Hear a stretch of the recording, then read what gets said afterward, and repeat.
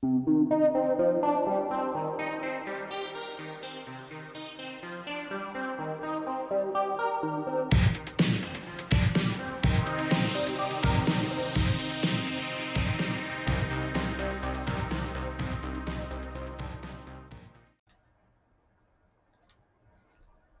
everyone, and welcome to episode 6 of the WatchRolling.com podcast, a veteran-owned podcast that focuses on watch collecting with the goal of helping veterans. My name is Jason, and I'm your host, and welcome back. And today, being May 4th, is International Firefighters Day, so shout out to all my fellow firefighters out there. Last week, we had a great discussion covering the VA's Veteran Canteen Service and the Whole Health Initiative. They both work together. There's a whole bunch of information there. I put it in episode 5. There's also some in the show notes. I also shared some eBay watch shopping tips for new watch collectors. And this is a part of the previous episode I know I can expound on. So if anybody wants some more information, leave some comments in the comment section, and I can do an additional segment on this in the future. This week, we're going to discuss the VA's Home Improvements and Structural Alterations Benefit, or HISA for short, and my tiered Grail system for watch collecting, and why it could work for you. I'm pretty excited about both of them, so let's get into it. In veteran-related news, we're going to discuss the HISA benefit. This benefit provides medically necessary improvements and structural alterations to veterans and service members' primary residence and for some very specific purposes. And I'm going to list those verbatim so there's no confusion, but I'll, as always, include the links in the show notes so you can check it out yourself. So some of the improvements and structural alterations they'll allow for your primary residence are as follows. Anything that's going to allow entrance to or exit from your home. Anything for the use of an essential lavatory or sanitary facilities. So, roll-in showers, walk-in showers, and stuff like that. Anything that allows accessibility to kitchen or bathroom sinks or counters. So for some people, lowering them, for example, stuff like that.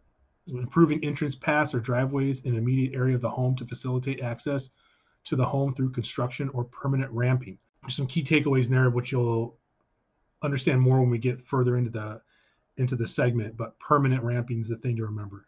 And they'll do some stuff like improving plumbing or electrical systems made necessary due to installation of home medical equipment. So, if you had some piece of equipment that required a certain voltage, or you had older wiring or older plumbing, they could improve that stuff so it actually supports the new medical equipment that you're going to get. HISA will not pay for walkways to exterior buildings, right? So if you have a mother-in-law suite or something like that, they're not going to pay for that. What you already have that's pre-existing, or make some alterations to it.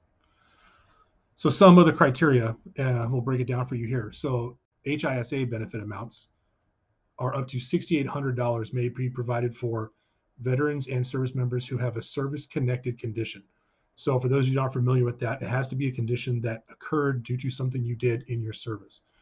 And then veterans who have a non-service connected condition rated 50% or more service connected, those are the two people that qualify for the $6,800 lifetime. So again, that's veterans and service members who do have a service rated condition, or veterans who have a non-service connected condition rated 50% or more service connected. And then there's a lifetime benefit up to $2,000 for veterans who have a non-service connected condition. It's up to you to understand what you have and what you don't have. And I will, again, include them in the show notes so you can go do a little more research on your own.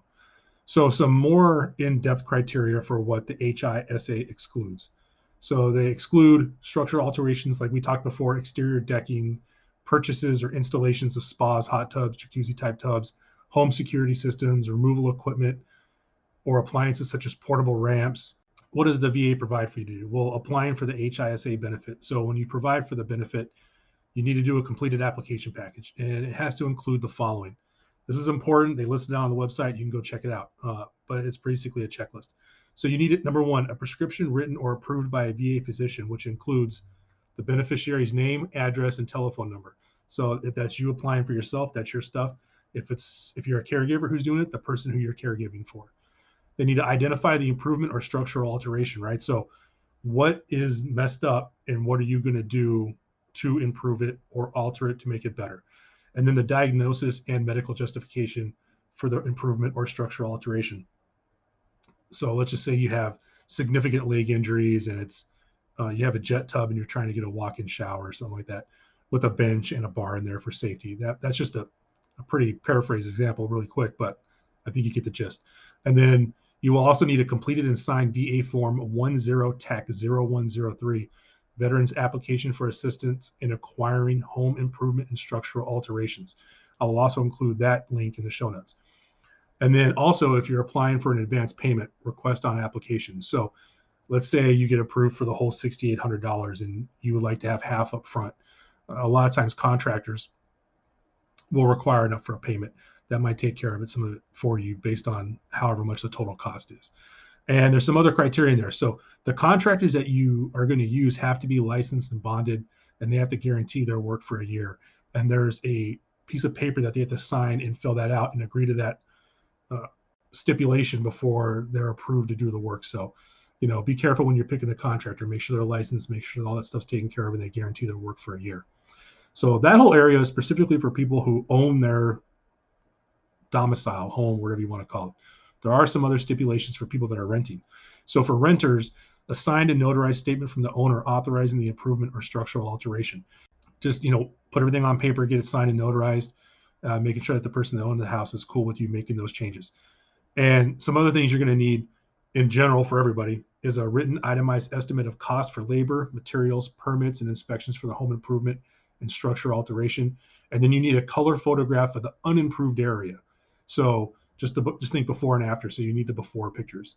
And then an inspection, a special note is an inspection of your site might be warranted by the VA. So they might send someone out. I'm thinking maybe if the pictures aren't good enough or something looks kind of hokey, they want to get out. Read that sometimes they want to come inspect it to make sure that they're giving you all the upgrades that you need in order to make adaptations and modifications help you more. They want to make sure that you're not getting shortchanged. So it's not necessarily a negative thing. And then on the website, the VA also provides some examples of before and after pictures of an approved remodel, so you can kind of get an idea of what they're looking at. I can't recommend this benefit enough. I mean, I've gotten different prices from different friends, from anywhere from $15,000 to like upwards of $40,000, depending on the size of the bathroom. And if you could get $6,800 to help yourself for that, or to help your veteran for that, I think that's nothing to sniff at. So again, it's the Home Improvement and Structural Alteration Program, HISA for short, and I'll include all the links in the show notes. It's definitely worth giving it a check. Now, on to watch collecting news. For the newer watch collectors, you're going to hear a term, this is my Grail piece, right? And I looked it up, and there's tons of definitions of what it means, and I'm going to paraphrase them. So what is a Grail piece? Well, I mean, according to some sites, it can be a rare and highly sought-after timepiece valued by collectors. I would think that that's probably more experienced collectors. Or it could just mean a watch that you really want. Like, you would do anything to get it. You'll save up real quick to get it. You'll sell stuff off to get it. When you get it, you'll never sell it. But it's basically a timepiece that you covet, right? So when I first started collecting watches, I would hear about this Grail piece. I was like, oh, man. So I started thinking about it. I'm like, well, if some watch costs $30,000, for example, I mean, I'm, honestly probably never going to get it. But I thought to myself, well, man, these are some firm definitions for Grail I'm getting heard tossed around, but that doesn't always have to apply to me. So when I started looking at them, I'm like, they all kind of apply in some way. So I was like, you know what? I'm not going to throw all my eggs in one basket. And I thought about it for about 15 minutes, and I came up with this tiered Grail system. And it's kind of like my criteria at different levels for timepieces that I want to get based on, how much they're sought after, based on how much they cost, stuff that I know I would like and I would keep. That system works for me. My Grail tiered system is based strictly off price ranges, and I'll explain it, but I think that you could use this criteria for pretty much anything. You just got to fill in the levels, and it doesn't even necessarily have to be 5 of them, right? It could be whatever you want. So I'm going to explain my tiers real quick and give you a picture of what I'm talking about. So tier 1 are timepieces between $0 and $500. And if you're a new watch collector, don't think that there's not some desirable pieces that fall between this price range. There are quite a bit. And to sum it up real quick, to quote the great P. Ross of the SoCal Watch Review podcast, I'm going to say Seiko, Seiko, Seiko.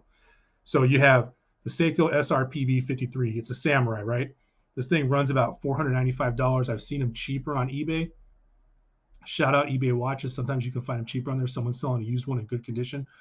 Harken back to the eBay shopping notes I gave you earlier. Check out the seller. Make sure they seem credible. They have good feedback reports. Make sure that they have good pictures. the Seiko SRP B53. It's got a whole kind of Pepsi vibe to it. It's got a red and blue bezel insert. The dial is a waffle blue, but it's so dark that unless you're in really bright light, it can look almost black, but it's a blue dial. It's beautiful. A case size, 43.8 millimeters. It's about 13.4 millimeters thick. For those of you who aren't familiar with the Samurai case, it's very angular. To me, it kind of reminds me of a ship. It's awesome. Lug to lug's 48, sits well on the wrist.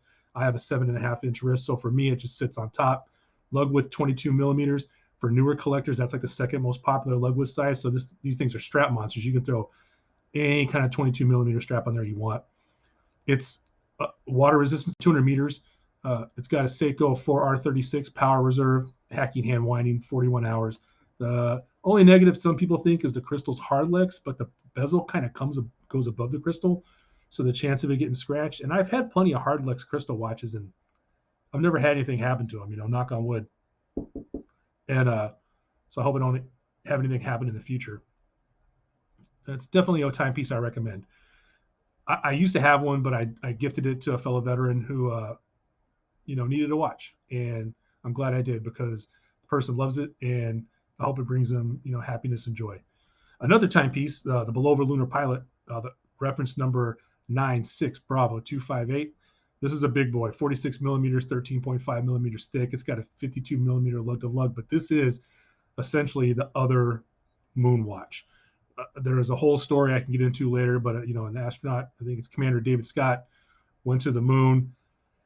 His Speedmaster crystal popped off. He kept the Bulova Lunar Pilot it wasn't called a Lunar Pilot back then, that he was issued that didn't make the cut for official NASA use. He threw it on his wrist, wore it on the moon, wore it back. It became famous. He auctioned it off for like about $1 million. This is a faithful recreation of it, and it's a beautiful watch. It's just really big, but the crystal's beautiful, sapphire crystal. Now, this one's slightly out of the price range at $525, but you can get them a lot cheaper. Just look around. There's a bunch of, sites that, Amazon's the primary one. I mean, you can go on there and there's all kinds of deals. And a cool thing is that this thing operates at 262 kilohertz. So it's got this beautiful movement. You can barely even notice the movement in the second hand. The chronograph, when I had it, was very responsive, snap back, and it's just a very handsome timepiece. And one, like I said, it's barely out of $500, so $525, at the MSRP, I felt like I could fit it in. The third offering I'm going to mention is the Marathon Black Pilots Navigator. The reference number, Whiskey 194001 Bravo Kilo, TAC 0804. Marathon's reference numbers are long. It's 41 millimeters, 13 millimeters thick. It's made out of composite material. This was designed for high altitude bomber pilots back in the day, so it's adjusting. It can adjust to low pressure so the crystal doesn't pop off. Lug width of 19 millimeters is what the factory says, but my 20 millimeter straps fit on it, no problem. Water resistance 60 meters, but just remember, this wasn't designed to be a dive watch. This was designed for pilots. If they end up in the water, they got bigger problems. It's got an ETA for its movement. It's got an ETA or ETA Foxtrot 06 high torque quartz. Battery life's 5 years, and it's got the newer ones have a sapphire crystal. Now these, you used to be able to get them for around $320, but Marathon just increased their prices back in a little while ago, so now they're around $420. But this is a pretty capable little watch. It says 41 millimeters, but it wears a lot smaller than that. It's very light, the composite material, very handsome matte piece. Okay, so that's tier one. Those are just 3 examples, but you can go around $0 to $500. Tier number 2, $501 to $1,000. I'm going to be honest with you. I haven't found anything in this tier price range that I would consider a Grail yet. So that's just me. Maybe one day I'll find one, but as of right now, I don't. But that's tier 2. Tier 3, $1,001 to $2,000. There's 2 specific watches. So there's a Zen 105 UTC, and this is just for newer watch collectors. I'm not going to get too specific, but basically you have Greenwich Mean Time GMT watches and you have UTC. And that's specifically what a pilot uses because they usually reference back to the time zone that they're flying from. This watch comes in around $1,870, case size 41 millimeters, thickness 11.9, a lug to lug of 47.4, water resistance of 200 meters, and it's got a Sellita SW330 movement, very nice movement, and a sapphire crystal. It's got tegmented steel bezel, 24-hour bidirectional bezel. The Actionaut's great. It's got a bead blasted case, very matte finish. It's got a little pop of the UTC hand has a little pop of international orange on it. It's just a really solid piece. And if you're a newer watch collector who travels a lot, this would be a nice timepiece to have because you can wear it anywhere. You put it on the bracelet, it cleans up really nice. You put it on a strap, it can be fun. The second one that is a Grail is the Marathon Large Divers Quartz, or TSAR for short, right? The TSAR stands for Tritium Search and Rescue. 41 millimeters. It's about 13 millimeters thick. This is just, it comes in around $1,000 to $1,300 based on whether you get the bracelet or you get the strap. This is just a beefy watch. It's built super well, and I don't think you can go wrong for the price it comes in at. And with the tritium gas tubes on the dial, it's just got its own little feel. It's got a Mariglow pip at the 12. The bezel action is outstanding. It's a legit dive watch. It can handle any depth you take it to. So Marathon Large Divers Quartz.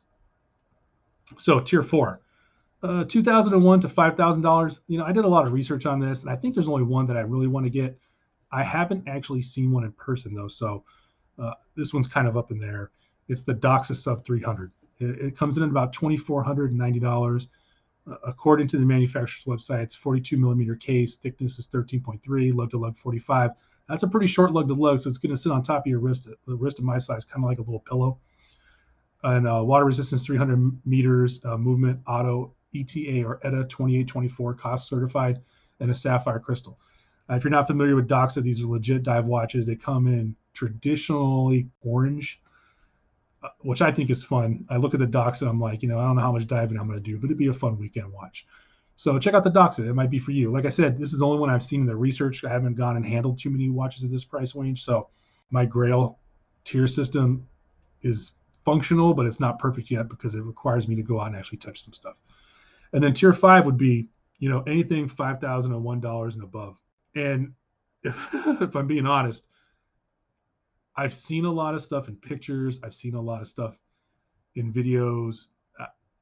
I haven't seen enough to say there's a Grail at that price range. I know there's a couple that I like that I've seen, but when I actually sat and thought about my criteria, I realized that, I wasn't following my first rule that I mentioned, on my website in one of the first episodes of the podcast, is that you should handle every watch before you buy one. And there's nothing I've really handled above that price range that would make me want to bunker down. I have some in theory, but you never know. You could touch it and see one. It just underwhelms you, and you're like, okay, I got to go find something different. So again, those are my tiers.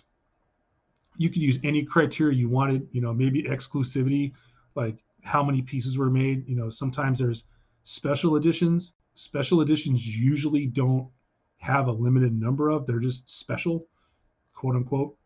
Maybe the design's different or something. Then you have limited editions. Sometimes there's 100 pieces, 500 pieces. I have a SRPB09 Blue Lagoon. Only 6,000 pieces were made. That's not really a small amount, but only 6,000 pieces were made. So you apply the criteria you want. Maybe they're really hard to find, et cetera, et cetera. And I think the cool part about the tiered Grail system is that it gives you the satisfaction of obtaining a Grail and then it not just being over. You have another goal to work for. So that's my take on it. So that wraps up watch-related news, and we're going to move into closing thoughts. So as always, I appreciate you turning into episode 6. I'm hoping this episode goes a little bit longer. I'm trying to fill in the table a much and keep it around 20 minutes, and we'll see how we do this week. Next week, I'm going to discuss some new commitments to support veterans with regards to rare respiratory cancers for certain veterans. This covers a lot of stuff. The VA recently added 9 respiratory cancers to the list of presumed service-connected disabilities due to military environmental exposures to fine particulate matter. I kind of want to cover this because I feel like it's an important thing, especially for my generation of veterans, and I'll go through it a little bit and cover what I can. And then next week in watch-related news, I'm just going to cover 5 YouTube watch channels that I really enjoy watching. And it'll be along the lines of the 4 Instagram feeds that I like to follow before, but it'll be 5 YouTube channels centered around watch collecting that I really enjoy watching. So stay tuned. I look forward to having you tune in. And, this week's positive affirmation is just like, I just want to discuss hard work. you know if you're a hard worker or not. And if you're a hard worker, you got to put faith into that. I think as a veteran, it's the one thing I can fall back on all the time is that I trust my work ethic, and I will grind and I will grind and I will grind to get whatever results I want to have that benefit me and my team the most. And you got to put yourself first when it comes to that, but you can also put yourself first and still be a team player. And I strive for that every single day. So when times get hard, fall back on your work ethic if you have nothing else. I think you'll get good results. And just remember, at watchrolling.com, you make the watch. The watch doesn't make you.